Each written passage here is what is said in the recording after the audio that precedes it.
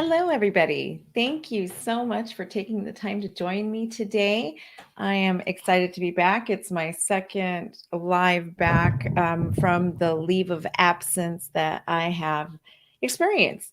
So, in case it's your first time joining me, I'm going to introduce myself quickly. My name is Evelyn Knight. I am the host of the Child Care Business Coach podcast, and I will let you guys know. I know I have not posted any podcast episodes lately.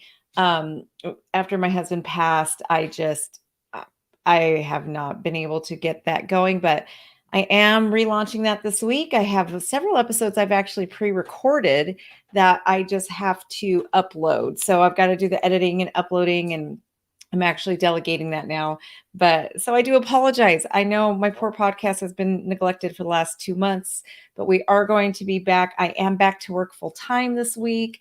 So I am going to get everything. So I do apologize to you, my podcast listeners. I've been getting a lot of emails like, "Are you coming back?" And um, I am coming back. I promise. My podcast is coming back. So I have a lot of episodes I've already recorded that are just waiting to be uploaded, and great useful information for you guys. So if you haven't listened to my podcast, check it out. It's the Child Care Business Coach podcast.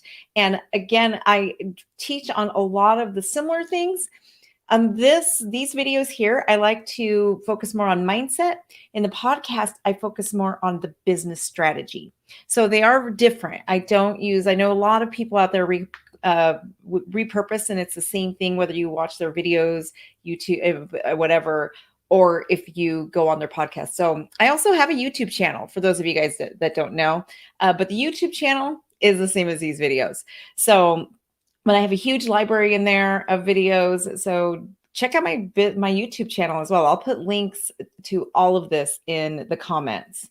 So again, my name is Evelyn Knight, and I'm also a child care center owner. And I actually am excited about that part. You guys all know I'm in the trenches with you guys, and I'm back to work at my child care center. Last week, I actually went back to work at my center. And this week, I'm starting this business full time again. So I'm all the way back to work. I actually dove right in and made an offer on some land so I can open my second center here in town. My current center has a wait list of over 300 children.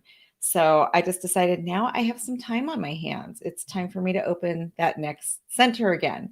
So this time I think I must be crazy. I'm building again. I swore I'd never build. I've built centers from the ground up. I've taken over existing centers that were in operation. I've also reopened centers that have been shut down. So I have a lot of experience with this, and I much rather take over centers that have been shut down or are in operation. But this time, I've been looking for a few months, and it looks like I'm going to have to do a build. So that's okay. Got to do what we got to do, right? So today, though, that isn't what I want to talk to you guys about. Today, I want to talk to you guys about time management. I find myself in a unique situation right now with the passing of my husband. It's kind of funny. The situation I'm in really surprised me, to be honest with you. I normally naturally, I have terrible time management skills, but I know a lot of hacks, and I have taught myself how to stay in control of my time, which with the hacks I use, with the plan I've created, I have excellent time management, right? But I have to be intentional, because at my core, that is not something I am good at. If you guys think about, what do we do in early education, right? We are helping children form their 7 executive brain functionings, right? One of them is time management.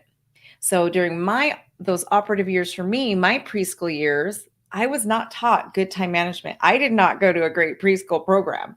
I can see many traits in my own personal self that leads to the fact that I did not attend a good preschool program, right? And one of them is my inability to time manage naturally. Some of you out there are amazing at time management naturally. I am not.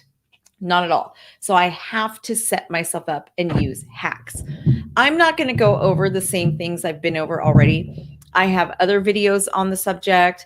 I also have a podcast episodes I've done on time management. So I'm not going to repeat the same thing, because if you guys are really struggling with time management, you can go back through my old videos, whether it's on YouTube or this Facebook, wherever you guys are watching right now. But I am going to add some new things that I've learned. And just, I've had a lot of time to reflect over the last 8 weeks. And there's a few things I've realized. Like right now, I have more time on my hands. So one of the things I used to talk to you guys about all the time is I run 2 companies. I was the full-time caregiver for my husband, and I still managed to get it all done. So I would challenge you and say, if I could do it all while juggling those, not to mention I have children, right? I am a mom as well. I have a 17-year-old that I care for as much as a 17-year-old needs care, but I have to nurture that relationship, right? I'm also a daughter and a sister, and there's a lot of things you have to nurture and take care of in that situation. I have a household, and towards the end of my husband's life, especially the last year, he really wasn't able to do anything around the house at all. So I managed my house by myself. I took care of him. I took care of my children. I ran 2 businesses, and I managed to get it done. I mean, some days that I was ready to just, honestly, I was ready to scream, but I got it done. And that's because of good time management, right? I had to. There was no way I could have gotten everything done if I didn't create what I call my CEO schedule, right? Couldn't have done it all. But now that my husband is gone and I took some time off work, I suddenly found that I have all this time on my hands. And so just to put it into perspective, like, especially as I go back into work full time now, my life is going to look more like what a lot of your lives look like, right? It's going to be more of a normal, now that I'm not a full-time caregiver. When I was caregiving for my husband, I would literally be in the middle of work, and my mom would come and sit with him, do whatever she needed to do. But my office that I'm working in right now is actually right in my backyard. I walk out to my backyard, and this is my she shed office I work in. So, or my childcare center is about 3 miles from my house. So either way, I was always close, right? And so my mom would come and sit with my husband, but I could get a phone call at any moment, and I would have to drop what I was doing and rush to his side, right, to help him out. And so I was used to having to really just get things done, just that laser focus, get it done, because I didn't know at any drop of the dime, when am I going to have to just get up and go, right? But now suddenly it's not like that anymore. And what I found is it's harder to manage time. And so now I think I'm a little bit more relatable to you guys out there, where my life is going to look a bit more normal, in that I'm a childcare center owner. I own a different, I also am the owner of Childcare Business Professionals, my other company, plus I host a podcast. So it's more just work and family life, right? And there's still a lot to juggle. I'm still running 2 companies, but that one thing that consumed most of my time is now gone. And so now that I have free time, it just I have to just sit back and, like, it's really hard to work, I'm finding. And last week when I went back to work at my center, I just realized, like, I really got to get it together now. I'm not so crunched for time anymore that I absolutely have to. It's not vital for me to schedule everything. If you guys saw my old schedule, my oldest son, who's 22, was looking at it one day, and he's like, "Mom, your schedule is insane." Like, it may look insane, but really what it is I plan everything out to what time am I going to check my emails today, right? What time am I going to return phone calls? What time am I going to post things to social media? Everything is on my calendar and has a time slot. It has to be. And it had to be then, especially because of how busy I was.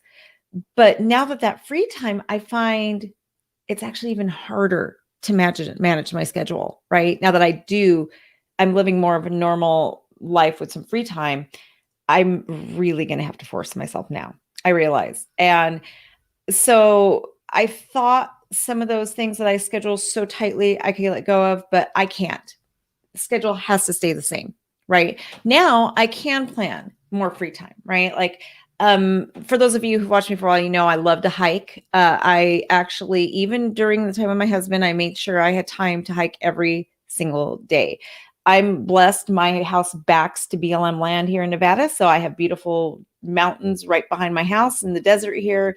So some days I can only go for a 30-minute hike. I'd hit 2 miles. Some days I could do longer, but I would arrange to have somebody come sit with my husband so I could get out. I'm also big on yoga. So just caring for my body is very important, right? And so I would schedule that time in. Lately, I haven't been scheduling that time in. And so certain things are starting to fall to the wayside, like the yoga.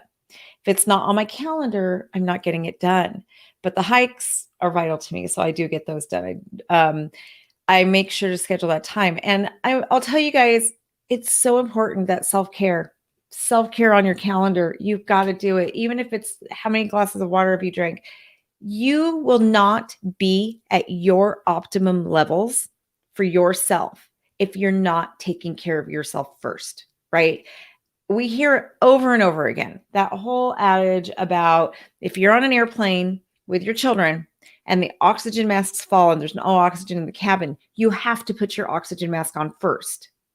And if you don't, you're going to suffocate and you're not going to be able to take care of your children, right? So you have to put your self-care first, or you're going to suffocate and you're not going to be able to take care of your children.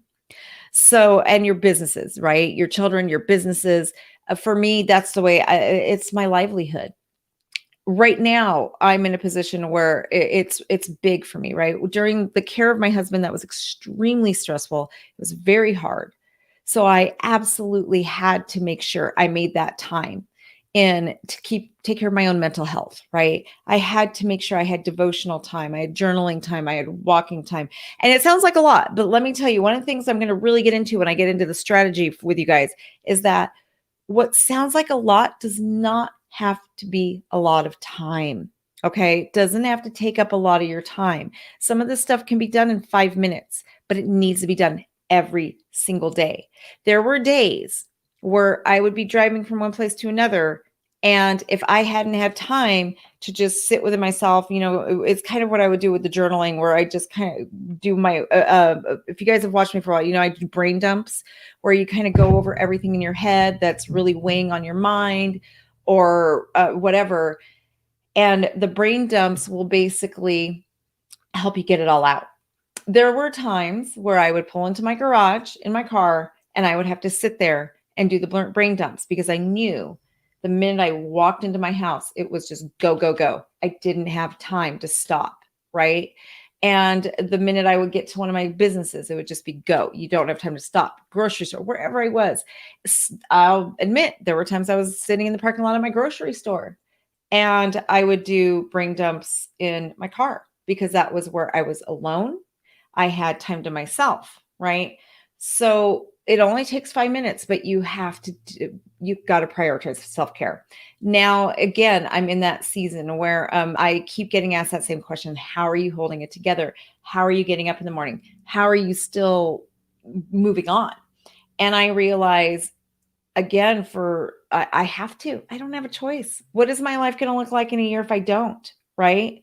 And so in order, again, I have to schedule that stuff in. So my self-care is a major priority because if I don't take care of myself, my companies will fall apart.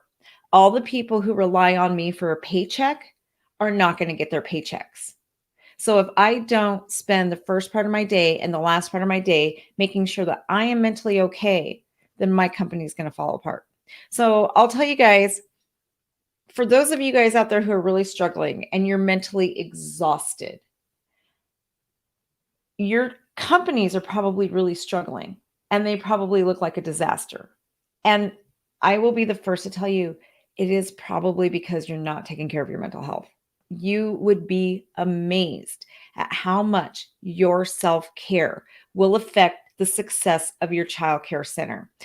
In fact, I believe in this so much that I just brought on a new coach to my company who's going to be focused on just self-care and mindset. She is going to be working in the compass of a life coach. I am also a certified life coach. So if any of you guys need help with that, let me know. But I also have psychology degrees, which kind of trumped the life coach thing. But I don't know. Sometimes I believe a little bit more in the life coaching than the psychology. Sometimes, not always. They going hand in hand is great, but it is so important that I am actually bringing on more people to help who are also owners of childcare centers, but they've been through it like I have, right? Where I've told you guys a story over and over again where I was failing so badly as an owner at one point in my career that I had an IRS agent knock on my front door. I had an eviction notice on the door of my childcare center. And I can tell you during that time, my mental health was not good. I was not taking care of myself. When that changed, if you guys look at my old photos, for those of you who go through my old photos, I've lost over 120 pounds, right? During that time, I was morbidly obese. I was 120 to 140 pounds heavier than I am now, right? Everything falls into place when you prioritize your self-care. Your health, I mean, I've lost the weight. My businesses have turned around. I'm a happier person. I'm not miserable, right? I don't feel like when you wake up Monday morning, you're like, oh, great, it's Monday. Oh, gosh, I can't take another Monday. All of that went away when I started prioritizing my self-care. And so some of the things, the hacks I'm going to give you, and I just implore you, if you don't know how to take the time to take care of yourself, especially if you're one of my clients, if you are part of my membership and you are not prioritizing self-care, go back through and do my time management modular, right? The one that's in our membership program. But you've got to take that time. So listen to my podcast episodes. If you're not a member, I have other videos on time management. I have my podcast episode where I give you like real time management hacks that can change your life, right? And little things you can do. But one of the things I want to really talk to you guys about too is judging yourself. That is something we really need to stop doing, because when you judge yourself, we get stuck in these patterns of judging ourselves based on our time management, right? Like, oh, I didn't get this done. Of course I didn't get this done again. Of course I didn't. And you get stuck in this just cycle of beating yourself up for the things that you didn't get done. Or if you did get something done, but you feel like you made the wrong decision, you beat yourself up for that too, right? So the first thing I'm going to tell you, the first step to take is don't judge yourself. Every day is a new day. Every day you can start over. Every day you can try to fix what didn't work yesterday. So do not judge yourself for the time management that you haven't done, the skills that you're lacking. I know it can be easy to look at somebody like me who's running 2 companies, who's taking care of my husband, who's getting it all done, who things are working out well, just be like, why can't I be like that? But let me tell you, I wasn't like this, you guys, 10 years ago. That what I had to work at this, right? I didn't know any better. So I set out to study to find out. And that's why I'm trying to bring this to you so I can help you guys really come out of those ruts that I was once stuck in, right? I know how it feels. It's a horrible feeling to wake up every day and hate your life. And that's really what it was. I would wake up in the mornings and I hated my life. I loved the people in my life, but I hated what my life looked like because I let it get out of control, right? So that's my first real suggestion to you guys is stop the judgment. Second thing, take action. I don't care how small, I don't care how much information you have. Take action. In order to take the action, though, you're going to have to stop judging yourself. You got to take action. Actions are more important than strategy. Okay, I'm going to say that again. Write this down. It's very, very important. The actions you take are so much more important than the strategy you create. I see so many people all the time who are just so hyper focused on creating strategy, and you got to just have a plan for this and a plan for that and weigh the pros and the cons, and you spend so much time in the strategy that you never actually take action, right? So last week, I was asked to speak for a Chamber of Commerce. I spoke for the Chamber of Commerce, and after my speech, I had a couple different offers come to me to open additional childcare centers, right? And I know it's on my list, right?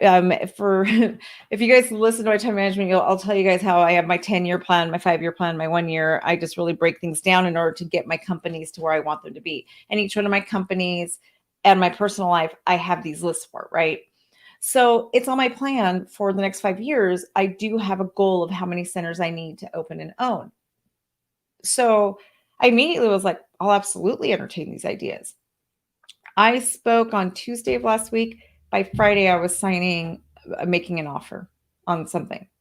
So that did not take a lot of planning and strategy, did it? I know in my mind I already wanted to do this. I've had that in, so I just took action. Because if I plan and strategize, the offers that were on the table would be gone, right?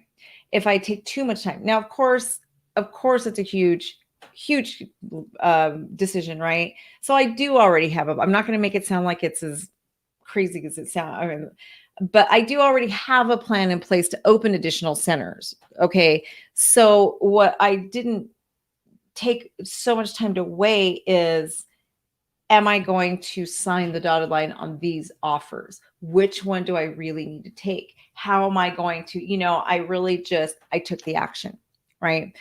And so don't waste your time on so much strategy that you're never taking action. The biggest mistake that you will make in your life is missing opportunities. And when you take too much time, I'm sure as I say that, every single one of you can think of an opportunity you missed out on or a regret that you have in life because you missed an opportunity. I'll tell you, the last 3 years of my life, when we knew my husband was terminal, and especially the last 6 months, it was very clear to me over the last 6 months before my husband passed that we were very close to the end. It was very, I knew my husband. We were together for 29 years. I knew him very well. And I just knew in my heart, and especially around May, I really knew we were close. It was day to day at that point where um, he was still, conscious, functioning and whatnot, but I could just see things weren't going good.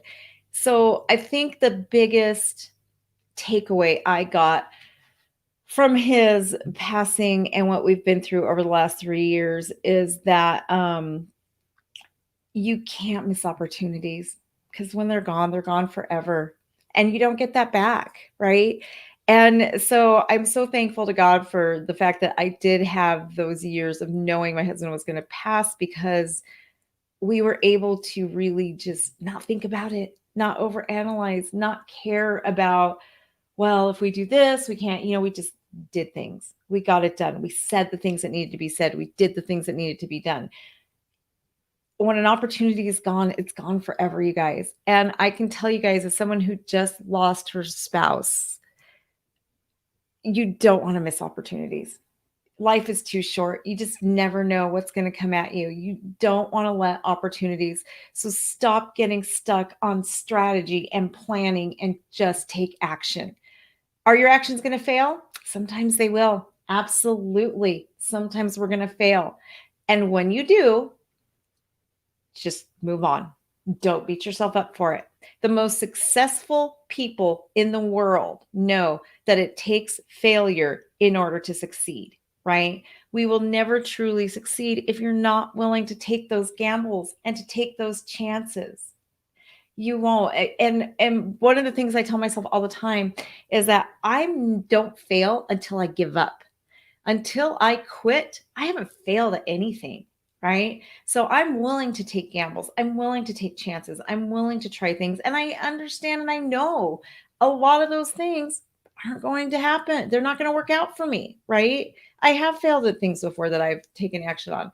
I bought a childcare center a few years back that was in a very rural town, and it didn't turn out the way I wanted to do. I didn't really so much lose at it as much as when I sold it, it just wasn't very profitable, right? I have not all the things I walk into turn to gold, but I have to take those chances, because the other ones that I have sold and whatnot, and I've done well on, like my zoo and around here, right?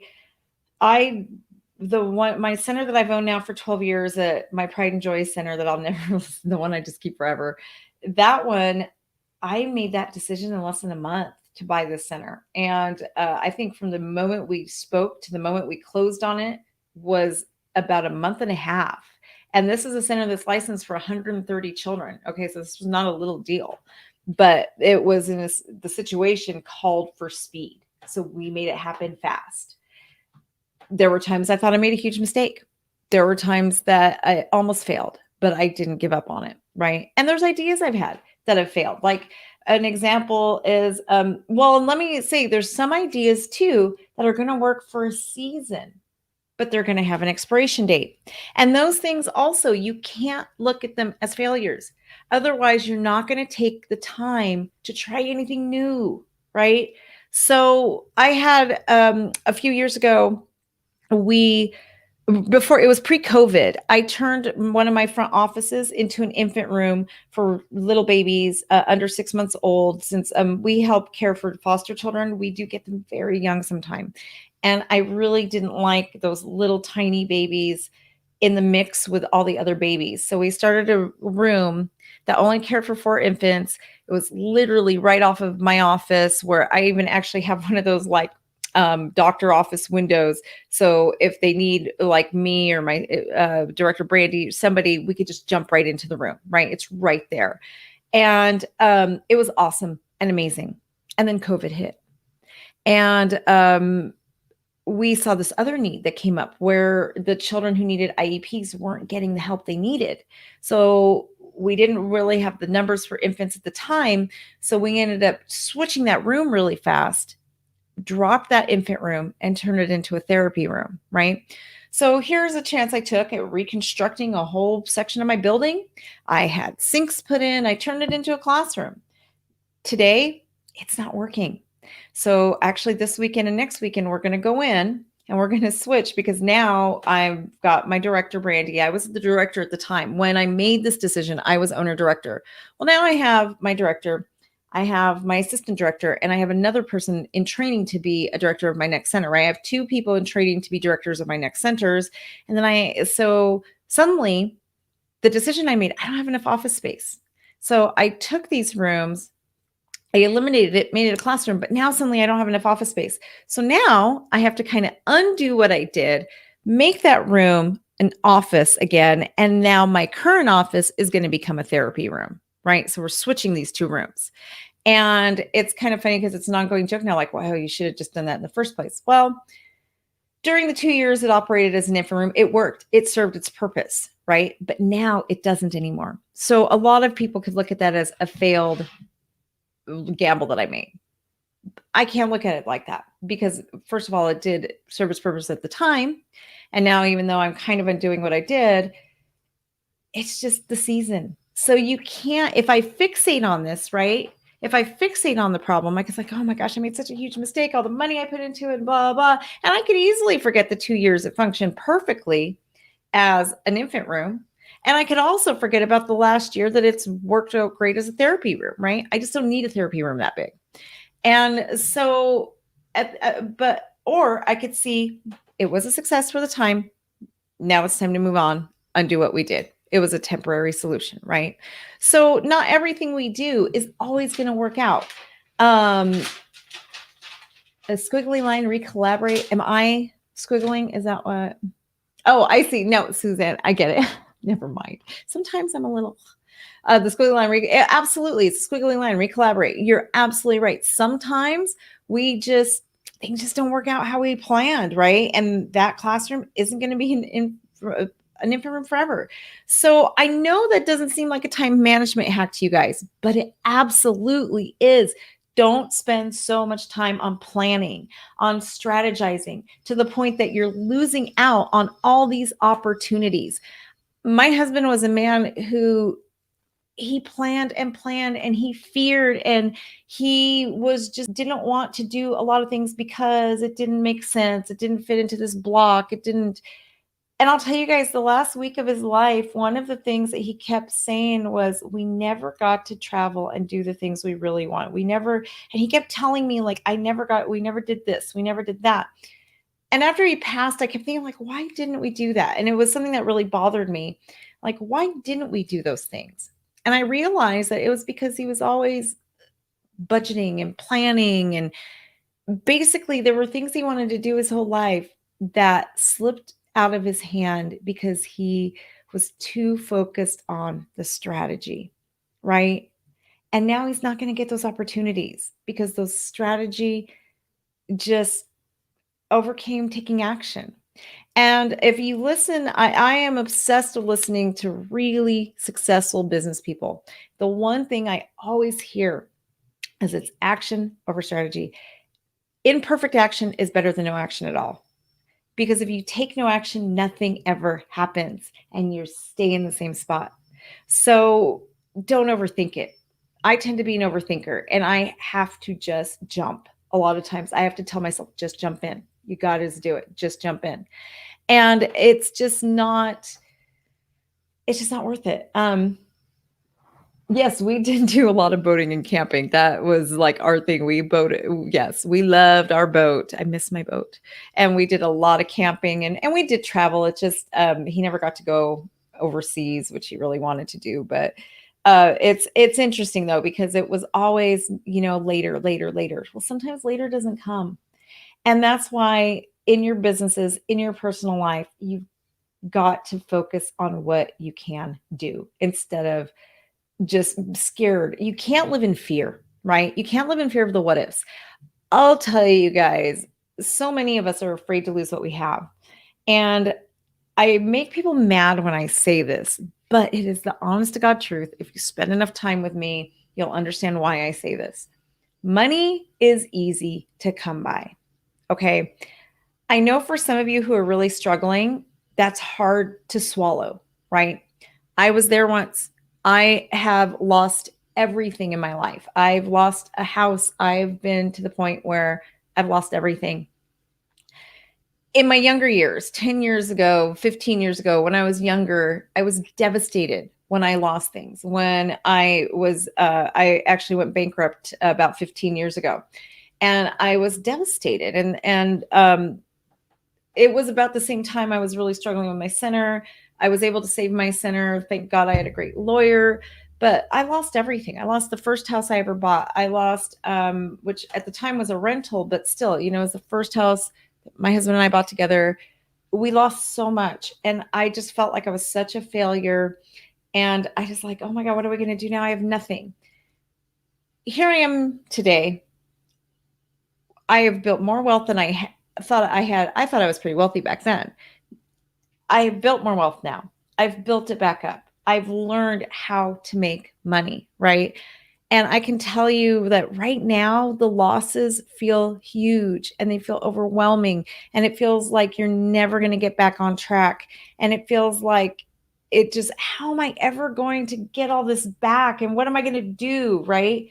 But it does come back. I can tell you guys, from somebody who has been bankrupt and has lost everything to somebody who has built it back up, that it's not so bad. It does come back. Time brings it all back. But missed opportunities never come back. They never come back. So sometimes, yes, it feels like you're taking gambles, and especially if your center is failing. But I can tell you, if you do nothing, nothing's going to change. If you're in a failing center right now and you wake up Monday mornings dreading your life, right? Dreading going to work, where you're not finding joy at your center because it's struggling so bad. I want you really to look at two things. Are you taking care of yourself? What is your mental health like, right? Because if you're not in the right place, you're not going to be able to save your center. Second thing, what kind of actions are you taking? How have you changed things? What new have you tried to do? If you're not changing things and you're not trying something new, then nothing's going to change. And I know it's terrifying. I get it. I know it's terrifying. But when you take that first step, you'd be amazed at what happens, right? What changed things for my center, I was at the point where we had a revolving door. We could not keep kids in line enrolled. It was like they would come, they would go. I felt like with my competitor, we were just bouncing kids back and forth nonstop. They would go from her to me, her to me. It was just like this constant rotation. And then there's some others in town that I just felt like we were just going in circles, right? All the children were just kind of circling through all of us. And I just couldn't figure out, my employee retention at the time was not the best. I've always been good at retention, but there at that time, about 50% of my staff, I was getting a lot of turnover, right? And I remember I had a coach come talk to me and just talk to me about like high quality standards. And I just like, there's no way, I can't afford this. I can't do this. It's so expensive. There's no way that'll put me into bankruptcy. And I just had that epiphany moment. I'm like, I'm already there. I'm already losing everything. I'm about to lose. Might as well try this, right? I'm already about to lose everything.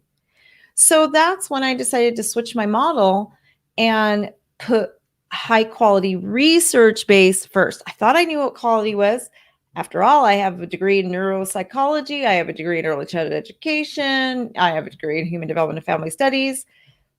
But I wasn't looking at the data and the studies of children's outcomes, right? I was looking at my personal, and a lot of it was the commercialization in the United States teaches us about quality. So when I made that switch and decided to go all in, and I was terrified. It completely changed the trajectory of our career at my centers, right? Once I really, two things completely took me out of and I was working with two different coaches that got me there. The one thing was learning how to be a business owner, getting a coach that taught me how to run a business, right? How to really be an owner, not a director, an owner. They are two separate jobs. And a lot of you owner directors out there do not understand that.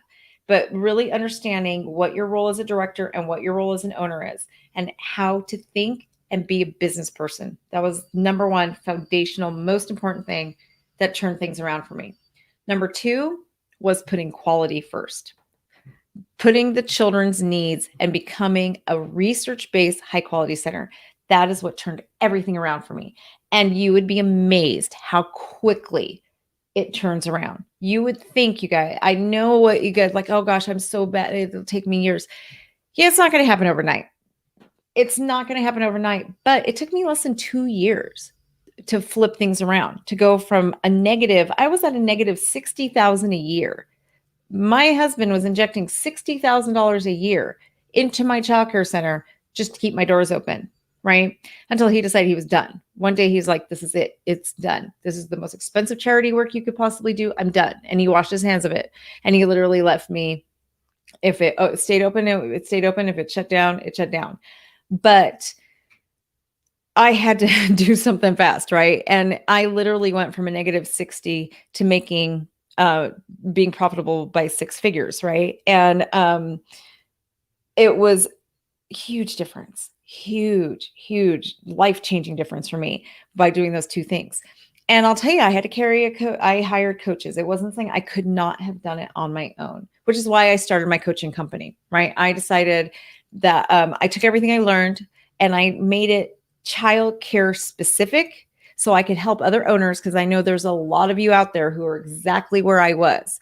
And that awful, horrible feeling. If I could save one center, which I know I've already saved more than one, but that was my goal. If I could just save one person, one owner, help them to keep their dream alive, help them not to be where I was, help them get out of that rut, right? If I could just save one owner, it would all be worth it. And everything. And I realize now that God had me go through what I went through so that I could save other owners, because it's crazy how God has sent so many of you into my life, and I've helped bring so many of your centers out of that horrible space, right? And that's exactly why, because now I coach, because I couldn't have done it without being coached myself. I actually still have business coaches. It's vital. If I'm going to grow to the next level, I have to constantly have coaches that are at the next level, right? And so I still coach so I can get to that next level. I invest a lot. Huge believer that investing in coaching now is one of the most important investments I can make financially. It is major. The returns are huge. I think a lot of you would be shocked. I spent over $30,000 last year in business coaching. over $30,000 in business coaching. And that's because I understand that that $30,000 I spent will probably end up profiting me hundreds of thousands of dollars. I'm not going to grow if I don't learn from people who are above me, right? And I want to work with those people. That's vitally important.